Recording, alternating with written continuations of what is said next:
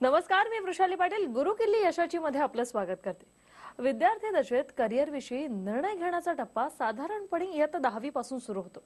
पण या टप्प्यात योग्य निर्णय घेण्यात तुम्ही यशस्वी ठरलात की तुमची करिअरच्या दिशेने योग्य अशी वाटचाल सुरू होते आणि त्यासाठी योग्य मार्गदर्शनाची आणि करिअर संधीची माहिती तुम्हाला खूप महत्त्वाची ठरू शकते।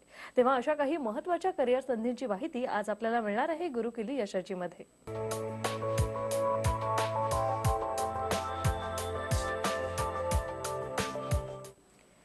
गुरुकिल्ली यशाची मध्ये आजचा आपला विषय आहे शासकीय नोकरीच्या सुवर्ण संधी आणि यावर मार्गदर्शन करण्यासाठी आपल्या सोबत आहेत ओंकार करिअर अकॅडमीचे संचालक श्री संतोष पवार सर। सर, कार्यक्रमात खूप स्वागत आहे आपलं। नमस्कार मॅडम। कार्यक्रमाला सुरुवात करणार आहेच, पण तत्पूर्वी सरांची अगदी थोडक्यात ओळख करून देते। श्री संतोष पवार हे BA शिवाजी युनिव्हर्सिटीतून तर B.Ed हे मुंबई विद्यापीठातून त्यांनी पूर्ण केलंय। MPSC मार्फत घेतल्या जाणाऱ्या STI ASO परीक्षेत 2009 साली ते महाराष्ट्रात सर्वप्रथम आले होते, तर 2012 साली त्यांची सेल्स टॅक्स इन्स्पेक्टर पदी निवड देखील झाली होती। सध्या ते ओंकार करिअर अकॅडमीचे संचालक असून त्यांची शाखा मुंबई आणि पुणे येथे आहे।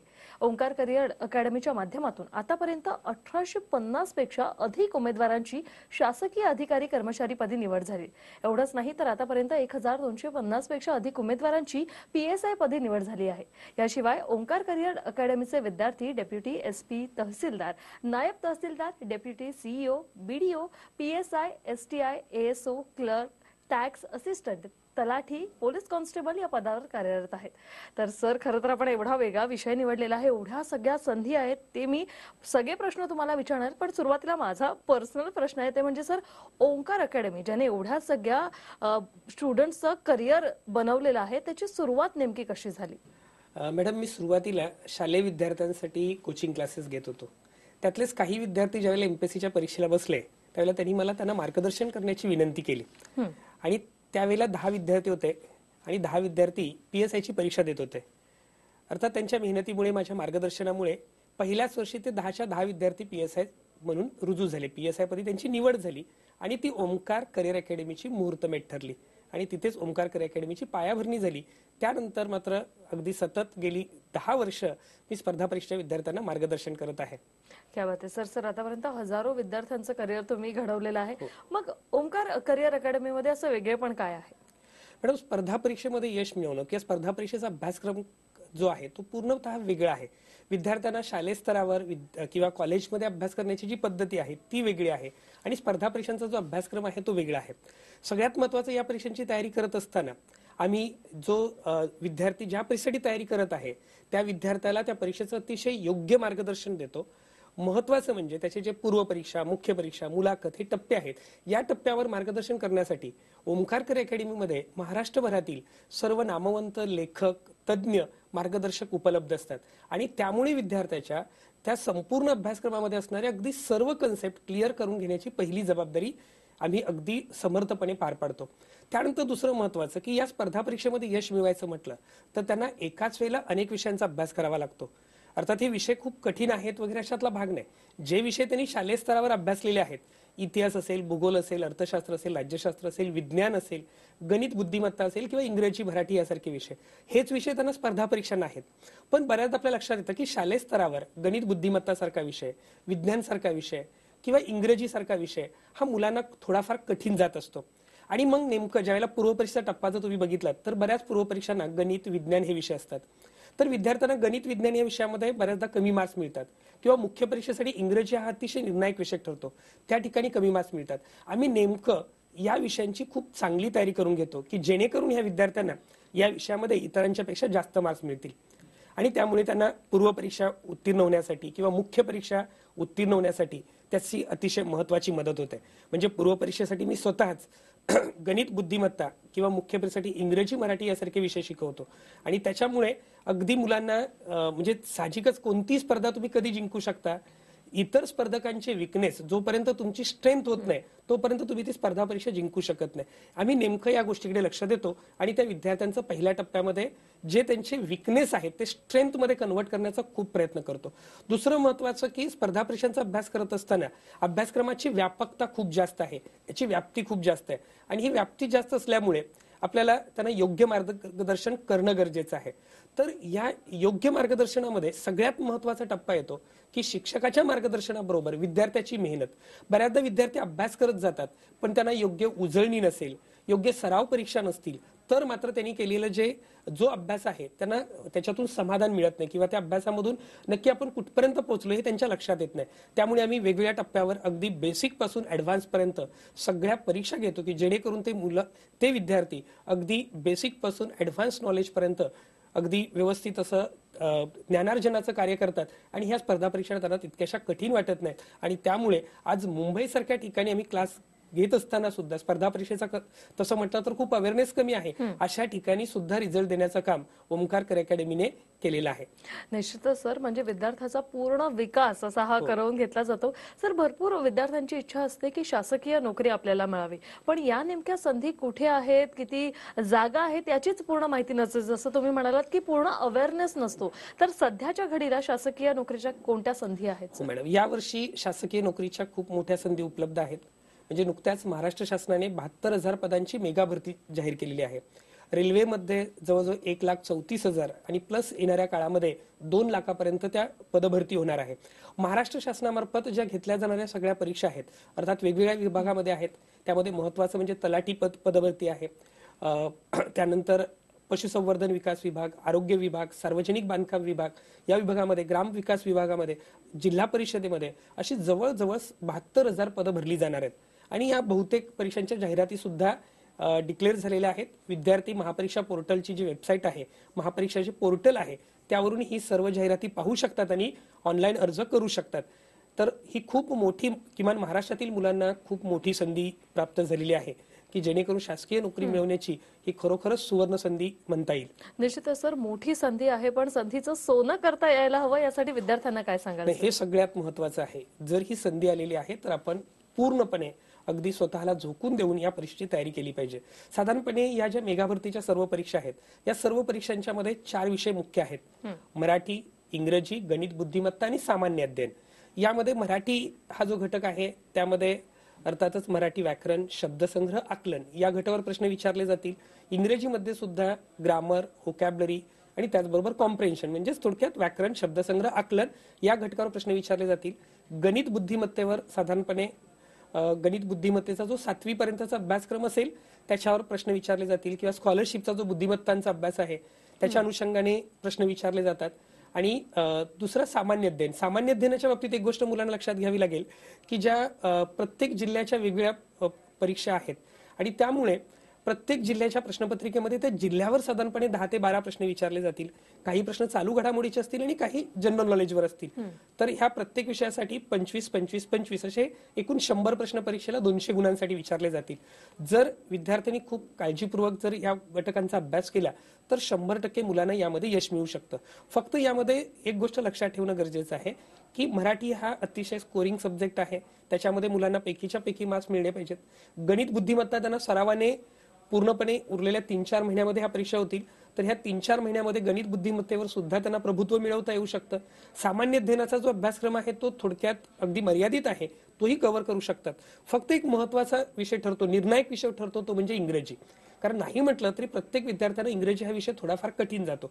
जे विद्यार्थी इंग्रजी या विषयावर भर देतील ते विद्यार्थी 100% या परीक्षांच्या मध्ये यशस्वी होतील. तर मी विद्यार्थ्यांना सांगेन की त्यांनी इंग्रजी विषयाकडे थोडं जास्त लक्ष देणं गरजेचं आहे. निश्चितच सर, खरं तर माझा पुढचा प्रश्न हाच होता की इंग्रजी हे म्हटलं की कुठेतरी थोडासा कॉन्फिडन्स जातो. म्हणजे जे गावाकडून विद्यार्थी येतात त्यांचं कुठेतरी इंग्रजी म्हटलं की कुठेतरी त्यांच्यात खरं तर ज्ञान खूप असतं, पण फक्त यामुळे थोडासा कॉन्फिडन्स जातो. सर, याविषयी काय सांगाल मग? बरोबर मॅडम, अगदी ग्रामीण भागातले विद्यार्थी असो किंवा शहरी भागातले विद्यार्थी असो, इंग्रजी शालेय स्तरावरच थोडासा दुर्लक्षित विषय राहिलेला आहे.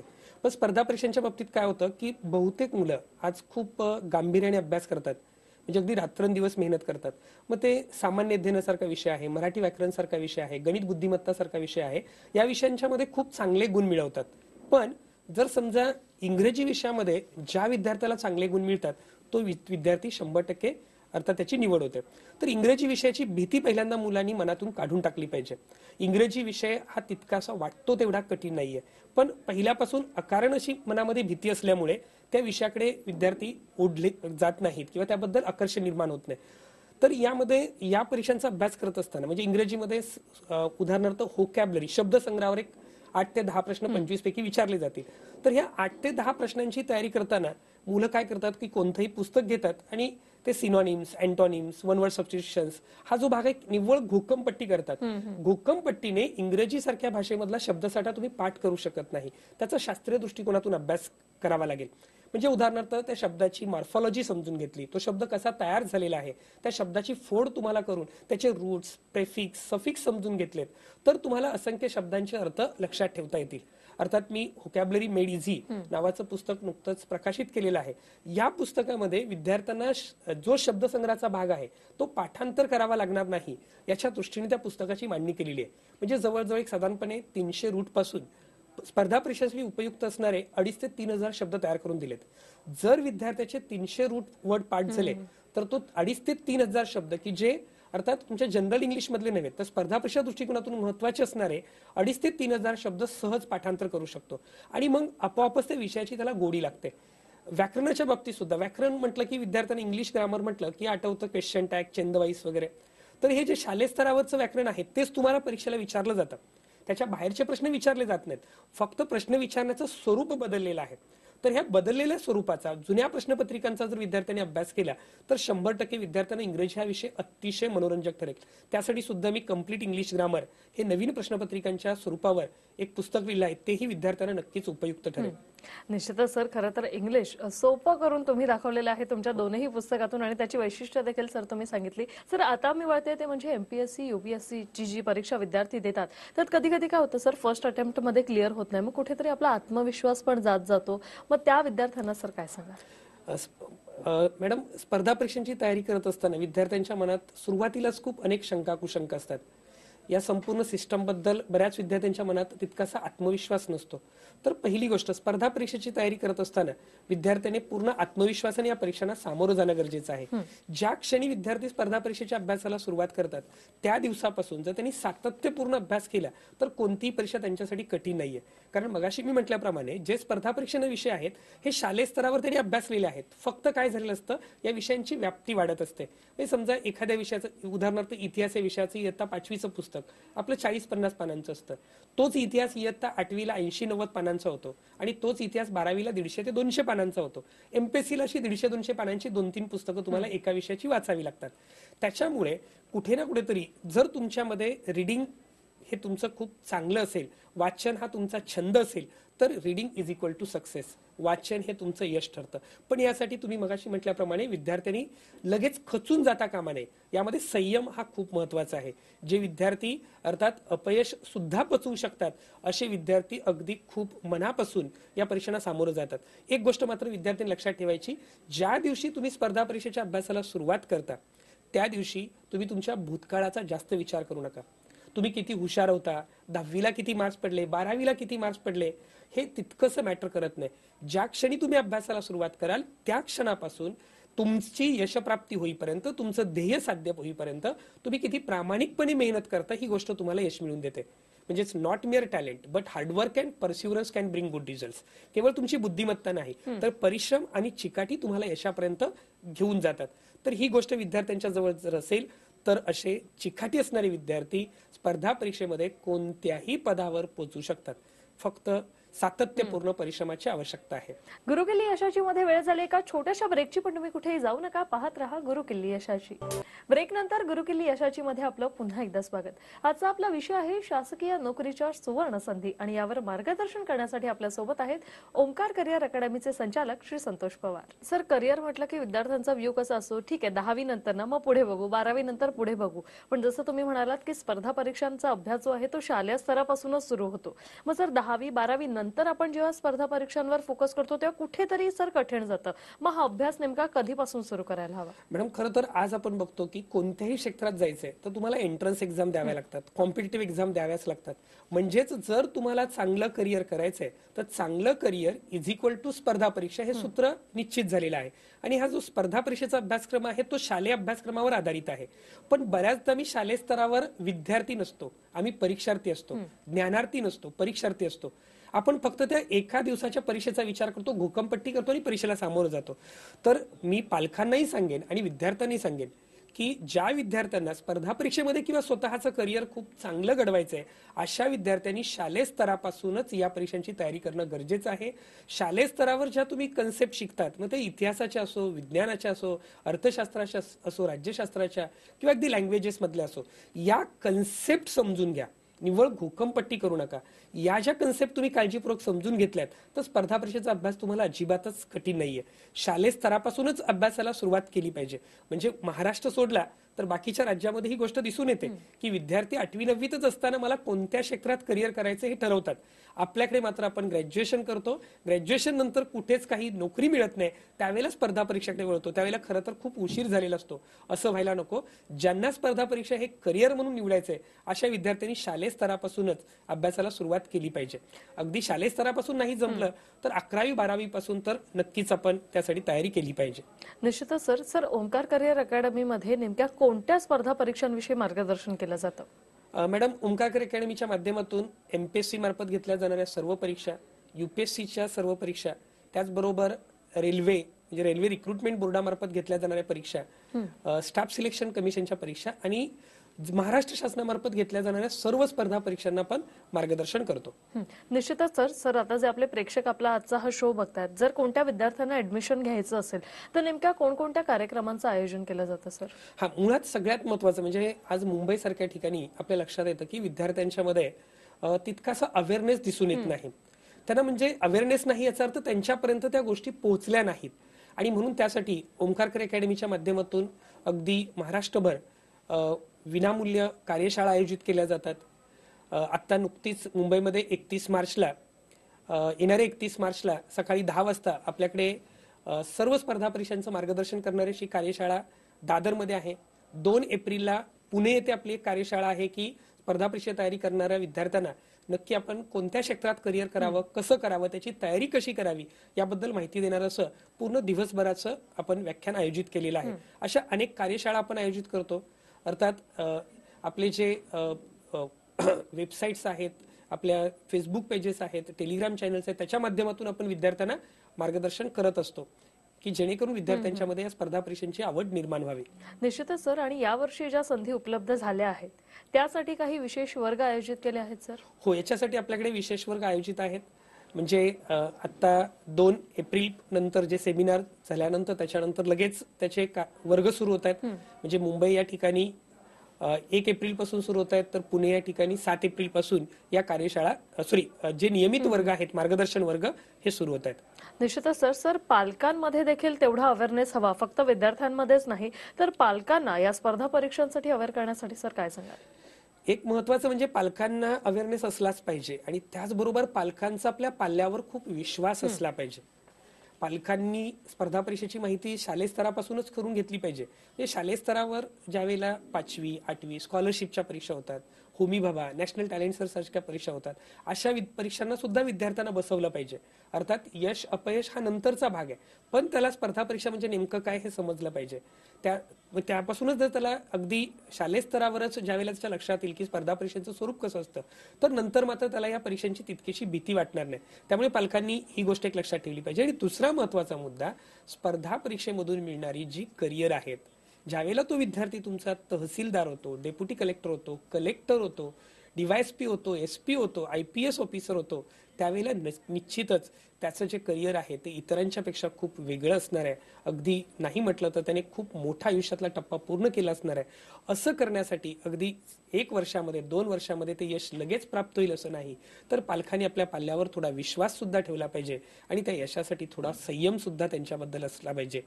तर मात्र विद्यार्थी अगदी खूप प्रामाणिकपणे मेहनत करतात. म्हणजे अलीकडचा ट्रेंड बघितला तर महाराष्ट्रातले विद्यार्थी सुद्धा खूप प्रामाणिकपणे आणि खूप मेहनतीने स्पर्धा परीक्षेची तयारी करताना दिसतात. अर्थात त्यांना योग्य मार्गदर्शनाची आणि त्याचबरोबर प्रोत्साहनाची मात्र खूप गरज आहे. नक्कीच सर. कधी कधी काय होतं, पालकांच्या अपेक्षांचं ओझं त्या विद्यार्थ्यावर पडतं, मग तो विद्यार्थी अजून तणावाखाली येतो. म्हणजे आधीच एवढा अभ्यासक्रम असतो, त्यात पालकांच्या अपेक्षा असतात आणि मग त्या सगळ्या तणावातून कुठेतरी कधीतरी एक चुकीचं पाऊल उचललं जातं. तर अशा विद्यार्थ्यांना सर तुम्ही काय सांगा? मॅडम, खूप चांगला प्रश्न आहे. स्पर्धा परीक्षा करत असताना प्रत्येक पावलावर मुलांचं खच्चीकरण होतं. म्हणजे या ठिकाणी कसं होतं, तुम्ही पूर्व परीक्षा पास झालात, मुख्य परीक्षेला क्वालिफाय झालात, मुख्य परीक्षाही उत्तीर्ण झाला, त्याच्यानंतर मुलाखतीस पात्र झाला, मुलाखती तुम्ही दिली, पण जर तुम्ही अंतिम निकालामध्ये तुमची निवड नाही झाली तर पुढील वर्षी तुम्हाला पुन्हा शून्यातून सुरुवात करावी लागते. पुन्हा पूर्वपरीक्षा, मुख्य परीक्षा, मुलाखत. आणि त्याच्यामुळे कसं होतं की जर या कुठल्याही टप्प्यावर अपयश आलं तर स्वाभाविक आहे की मुलांच्या मध्ये कुठे ना कुठेतरी मुलांच्या मनात खच्चीकरण होतं किंवा थोडंफार डिप्रेशन येणं गरजेचं आहे, म्हणजे येणं स्वाभाविक आहे. तर असं डिप्रेशन येतं. अशा वेळेला मुलांना पालकांनी थोडं समजून घेणं गरजेचं आहे. मार्गदर्शकांनी वस्तुस्थितीची जाणीव करून देणं गरजेचं आहे की failure is a part and parcel of life. अपयश हा जीवनाचा अविभाज्य घटक आहे.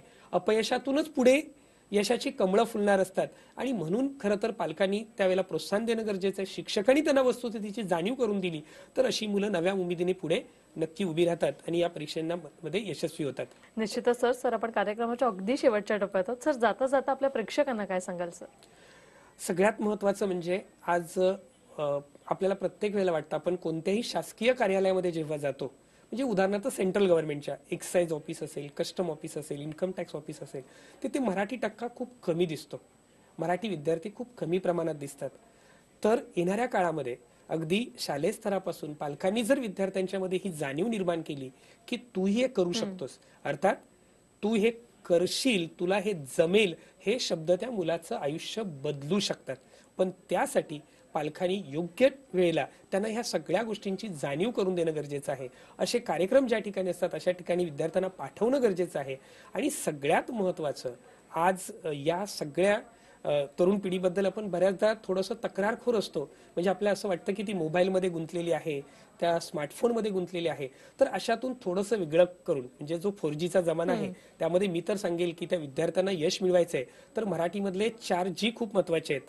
जिद्द, तुमच्या मनामध्ये यश मिळवण्यासाठी जिद्द असली पाहिजे, तुमच्या ध्येयाप्रती जिव्हाळा असला पाहिजे आणि सगळ्यात महत्वाचं कोणतंही काम करताना जिवंतपणा असला पाहिजे आणि तुमची जी जिज्ञासू वृत्ती आहे ती जिज्ञासू वृत्ती कायम जोपासलीत 100% कोणतीही परीक्षा तुमच्यासाठी कठीण नाही. Nothing is impossible. निश्चितच सर, या 4Gचा अर्थ जर विद्यार्थ्यांनी खरोखर लक्षात ठेवला तर अपयश हे येणारच नाही. सर, तुम्ही वेळात वेळ काढून इथे आला, तेवढं छान मार्गदर्शन केलं. खूप खूप धन्यवाद. धन्यवाद मॅडम. थँक्यू. तर गुरुकिल्ली अशाची मध्ये आता वेळ झाली इथेच थांबण्याची, पण पुन्हा भेटणारच आहोत एक नवीन विषय घेऊन. तोपर्यंत नमस्कार.